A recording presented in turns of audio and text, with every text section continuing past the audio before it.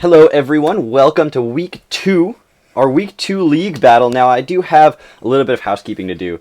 First things first, the creator of the league, the creator of the artwork, the person who kind of put in a lot of time to make this league exist, and I kind of had a little bit of a falling out, we'll say.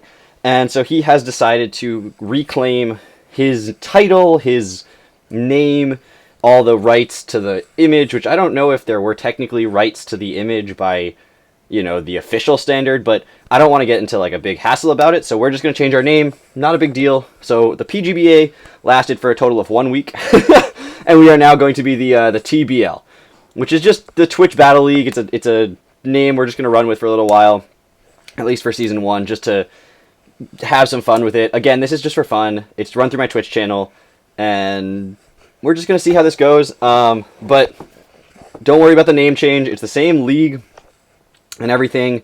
We've replaced him in the league, and I wasn't going to face him anyway. He was in the other division, so it won't affect the battles on the channel at all. But just to keep you guys in the loop, I wanted to make that kind of abundantly clear at the beginning. I didn't want there to be any false questions or anything, and I'm happy to answer any questions in the comments or wherever if you guys want to reach out to me about this league and kind of figuring out what's going on. I do hope in the future to run more of these leagues that are more my thing, and I don't have to have these jurisdictional problems with other people getting involved or giving me, the ideas for these. So hopefully if we do a season 2, which would be with new viewers, new people, so if you want to get involved in that, absolutely come to my Twitch channel. Again, links down below. All that out of the way though, you guys are here for Teambuilder, and I'm here to give you one. So first things first, I mentioned my team last week. I didn't put it on screen or anything. Perhaps I should have, and I'm realizing I should have because we did make one key switch. Last week, you may have heard me say the word Feraligatr, and you may look at my team right next to me on this webcam and see there's no Feraligatr. That's because we replaced Feraligatr with the Pokemon you see on your screen right now, Nidoking. I figured Nidoking did the same job and did it a little bit better. So Feraligatr, the one thing it had was Dragon Dance. It could set up. Nidoking really doesn't have that. You could give it Hone Claws or something, but when would you? But it does get priority in Sucker Punch. It has a really high base attack stat, but Nidoking also gets access to a lot of special moves and stuff to take more advantage of its Sheer Force ability, just like Feraligatr had. They do a similar job, but I think Nidoking has the ability to fill more niches. Additionally, you look at my team, there was no ground type. My only poison type to soak up T-Spikes was Skuntank, so I figured Nidoking kind of fit that perfectly, those type synergies that I wanted, and gave me another Pokemon that was a real threat, and also handled my opponent's team really well this week, so I figured I'd pick it up now rather than wait another week. So my team is next to me, my opponent's team is down below. I'm giving you guys a little bit more information. Again, give me more information, some feedback about whether or not you like that, whether or not that's something that you want to see on the screen, or you just care about the Pokemon themselves.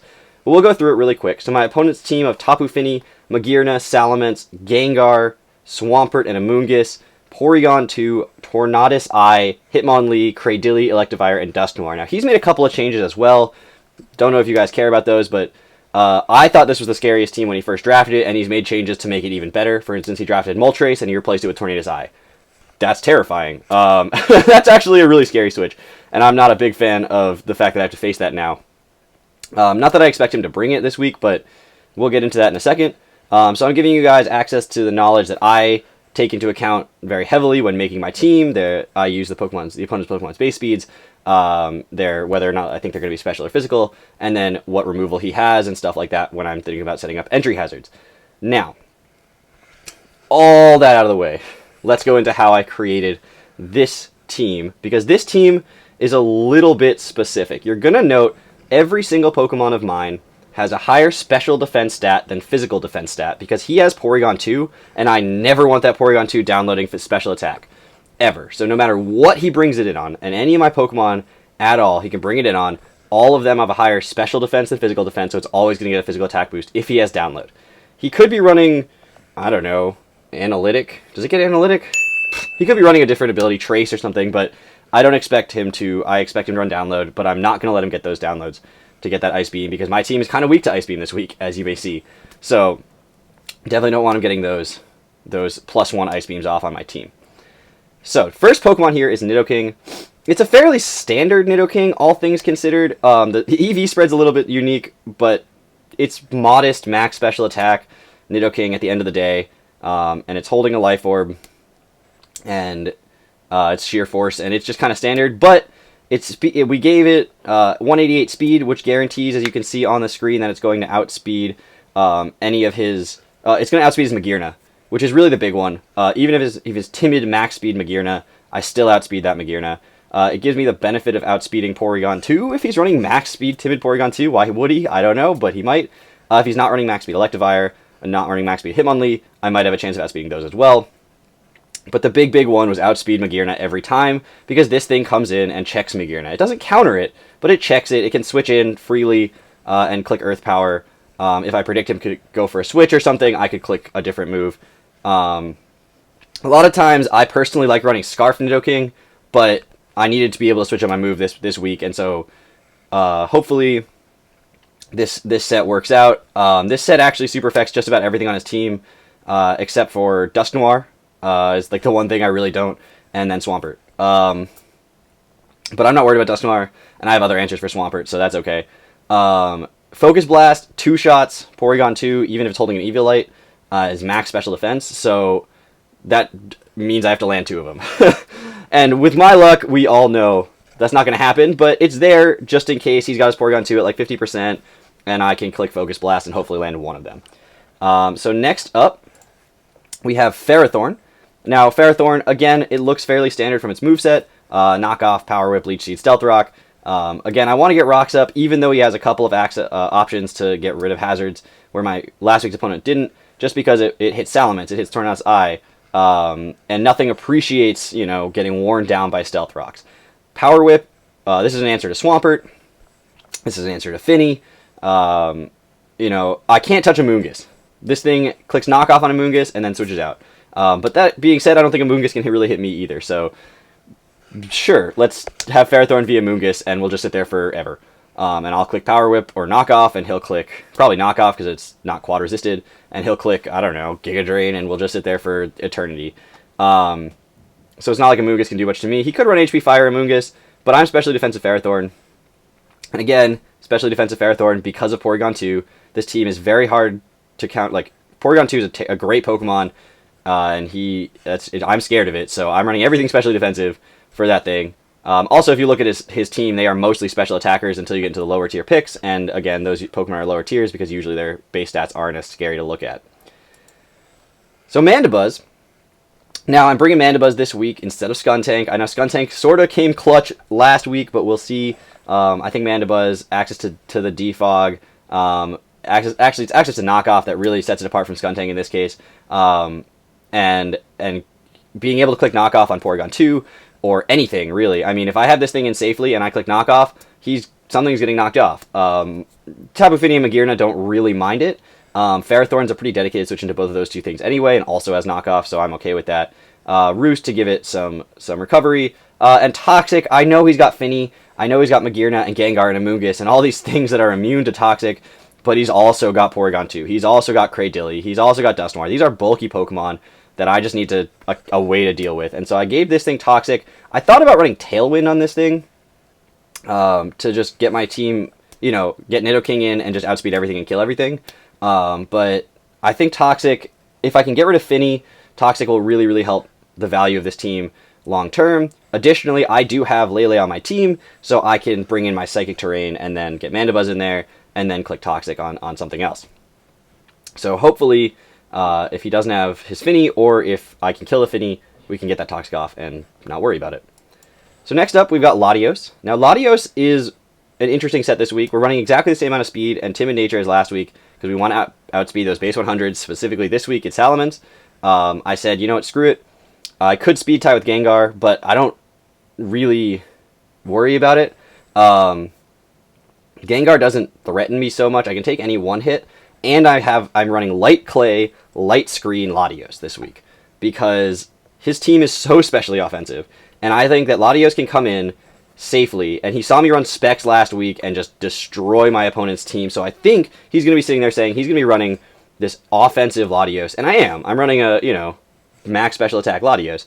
It is offensive, but I think he's going to switch out to try to get one of his bulky Pokemon in, whether it's Magearna or Finny, one of his bulky special sweepers in to try to handle my Latios, and I click Light Screen. And it's up there for 8 turns, and I have safe switch-ins to all of his Pokemon, Finny, Magearna, Special Ments, Gengar, Porygon 2, all of these special Pokemon I have this answer to in just Light Clay, Light Screen. I click it, I'm there for 8 turns, Latios can switch out. I'm not running a Dragon-type move this week because I don't really need it. He has 1 Dragon Salamence, and I have Ice Beam for that. So, and everything else, you know, doesn't really care about Dragon-type attacks. Psyshock over Psychic was just because my team is very specially offensive this week, and so I figured let's get 1 more physical attack in there. An Energy Ball is to handle his Swampert, in case he decides to bring that in, because I set up the Light Screen, he tries to go into a physical attacker and try to take me out. So, we'll see how this works. It one-shots everything it needs to one-shot. Obviously, it really doesn't touch Magearna. It really doesn't touch Porygon 2, but that's okay. It can set up the Light Screen and put in some work that way and be kind of helpful in that sense. And so hopefully Latios can get that Light Screen up, maybe surprise him, make him think that I'm a defensive set, and go from there. So next up we have another weird Arcanine set. I feel like this is going to be the Pokemon that I decide I'm going to run whatever I want on Arcanine every week, because this is week 2, and last week we had Steelium Z. I'm sorry, I'm getting a little bit sniffly. Not that sick, but a little sniffly. We ran Steelium Z Arcanine last week with Iron Head. This week we're running Special Arcanine with Sunny Day Solar Beam and a Heat Rock. Now, why? Why am I running Sunny Day Heat Rock Solar Beam? Because my team doesn't like Finny. Honest answer, my team doesn't appreciate Finny. It allows Arcanine to handle Swampert really, really easily, to take Muddy Waters from Finny, and just dish out tons of damage with Fire Blast on just about anything. I thought about running Burn Up. There's a lot of things I wanted to run on this Arcanine this week. I thought about Burn Up, but I really wanted to stay a Fire type. I thought about, what's the difference between Flamethrower and Fire Blast? And if you want to be honest, the difference between Flamethrower and Fire Blast is that Fire Blast is guaranteed Oko on Magearna in the sun, where Flamethrower is not. Flamethrower only has a chance to Oko in the sun. So I said, again, I don't want to run these moves that are not 100% accurate. It just scares me. But if I can get that Oko on Magearna, that'll make everything so much easier. I don't expect my opponent to predict Sunny Day Arcanine. The Heat Rock is there because, again, he's got the Swampert and the Finny. He can switch around and try to stall out the sun. Getting those 3 extra turns of sun to just stop him from one-shotting a Nidoking with his Swampert or something like that can really change the momentum of this game. It also allows me to click Sunny Day and then have 7 turns instead of 4 turns to get a Solar Beam off. So, and it also gives me an extra 3 turns to click Morning Sun and get 75% of my HP back. So the set I'm running this week is a little bit odd. If you're looking at the speed tiering, I'm running just enough speed investment on this Arcanine to outspeed modest Magearna so that I can get the Fire Blast off on it. And that's kind of the one thing this Arcanine was set to handle was, I want to outspeed modest Magearna. So I just gave it enough to do that. He could be running Timid, and if he is, he's investing so much speed into that I'm not as worried about it hitting as hard. So I'll know if he's timid if he outspeeds my Arcanine. I'm running max HP because that allows me to take hits as well as possible. Again, extra special defense instead of physical defense just because his team is so especially offensive. Not to mention, he can't one-shot me with an Earthquake from Swampert. So even with just 4 defense with max HP. So that's what that is. And then the rest of it's just in special attack to kind of dump some in there and make sure that I guarantee that Oko on Magearna. Guarantees 2-hit KO with a Solar Beam and Stealth Rocks on Finny. Guaranteed Oko on Swampert with Solar Beam. So this Arcanine, it handles some of his team. It's not the priority. This team, this week I'm not bringing any priority, but I am bringing my Lele. So again, trade-off there. I'm running Lele, so priority is less of a priority. And the last Pokemon that we've been talking about a bunch is Tapu Lele.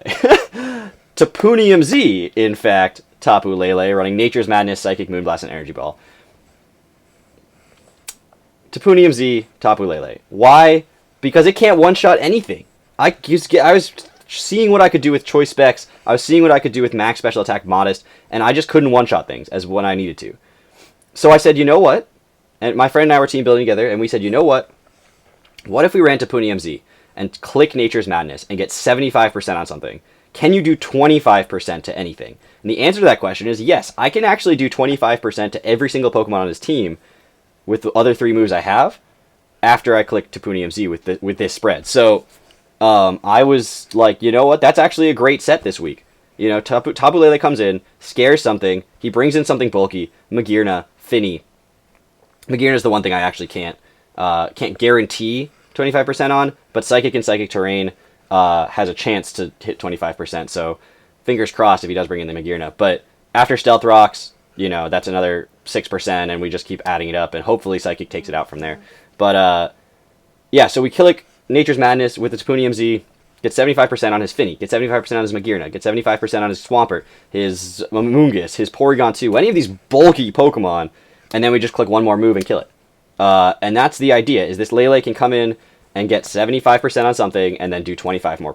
Instead of having to do 100% or even 50 and 50, that 75-25 split was just a little bit better. So I get one chance. I get one shot at that. And then after that, it's kind of up to the rest of my team. So the set I'm running, obviously just enough special attack to get 25% on everything, and I believe it OHKOs. I did calc it OHKOing Magearna after, or does 25% to Magearna. Sometimes it does enough that it does 19% to Magearna every time. So if I have Stealth Rocks up and he takes Rocks and then he takes Tapu MZ, then he dies to Psychic. So and I'm running just enough speed to outspeed max speed Modest or Adamant Salamence.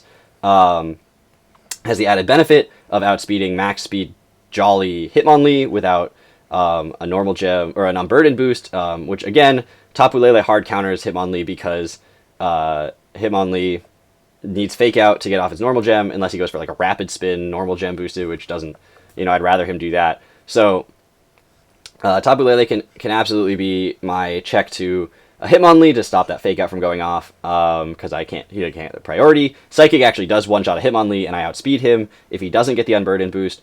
And again, I'm running more special defense than physical defense to make sure that if he brings in his Porygon 2, he gets a physical attack boost. So this is my team. We'll see how it goes. Again, this league, it's all for fun, guys. It got a little bit too serious this week with you know what happened what I was talking about at the beginning of the video. But the TBL, the new league name, we're going to go with that. This video obviously will go up on Sunday. My battle will go up tomorrow on Monday. And we'll see how week 2 goes. But yeah, if you guys have any suggestions on what, you know, you like different... Like I put the face cam in this video. I didn't have it in the last team builder. I put my team on the screen. I put more information about his team. Stuff like that. If you guys have any suggestions about what would look good on the screen or what you guys would do differently on these team builders, I'm still learning.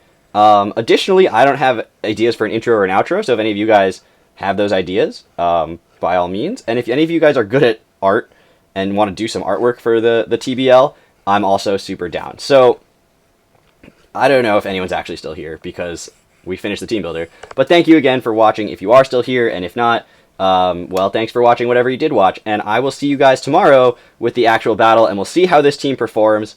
Again, I have no idea half the time how these teams are going to perform, but I make sure I prepare, and I make sure I build, and I make sure that the content I'm going to provide for you guys is going to be high-level content, but in a kind of a different way, kind of a fun way, instead of the standard team builder stuff where I'm just going to beat down my opponent with bulk and whatever. I'm just going to see if Sunny Day Heat Rock Arcanine can come in and put in work, even though it kind of kills Ferrothorn if he goes for a Fire Blast with his Salamence on it. So, we'll see, but... I hope you guys have a wonderful day, and I hope to see everyone tomorrow, and let's get this battle done. All right, guys, bye.